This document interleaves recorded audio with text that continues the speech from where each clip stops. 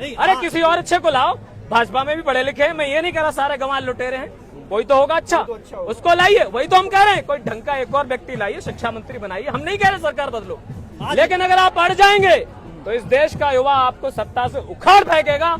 पुरानी क्रांतियां ऐसी ही हुई हैं। आज न्यूज पेपर में खबर आई कि अमेरिकी संसद में एक बिल पेश हुआ है जो रसिया और इंडिया समेत 5 देश हैं उन पर 100% टैरिफ लगाना चाहिए।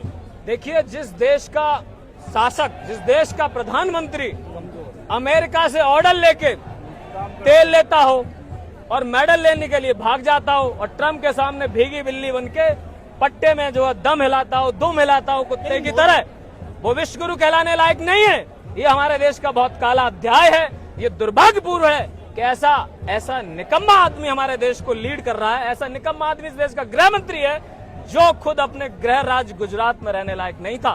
ये बड़ा दुर्भाग्य है। बात करते हैं, कब करते हैं, ही खीखी करते हैं, अंग्रेजी में इनको गालियां पड़ती हैं। हाँ, ये क्या है? चौथी पाल आदमी जिसकी डिग्री का पता नहीं, जो घर में माँ के गहने चुरा ले आया हो। बार बार मैं कह रहा हूँ, मैं नहीं कह रहा, मोदी जी के भाई कह रहे हैं। भाई मोदी जी मेरे ऊपर FIR मत करना, अपने भाई के ऊपर करना, क्योंकि उनके भाई ने कहा और उनके ही भाई ने ये कहा कि ये जेब कतरा था।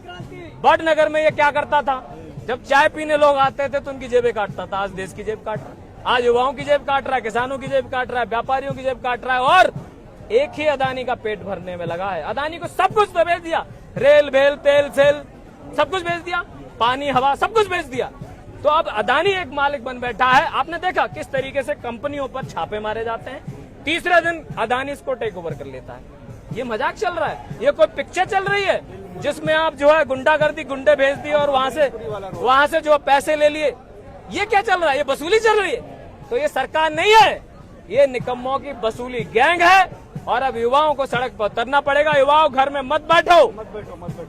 मैं कहता हूँ या तो भगत सिंह को मानना बंद कर देना, या तो सुभाष चंद्र बोस को मानना बंद कर देना, और अगर नहीं बंद करना तो तुम्हें आना पड़ेगा दिल्ली में। दिल्ली बहुत दूर नहीं है, फ्लाइट पकड़िए, ट्रेन पकड़िए, बस पकड़िए, बाइक पकड़िए, लेकिन दिल्ली आइए।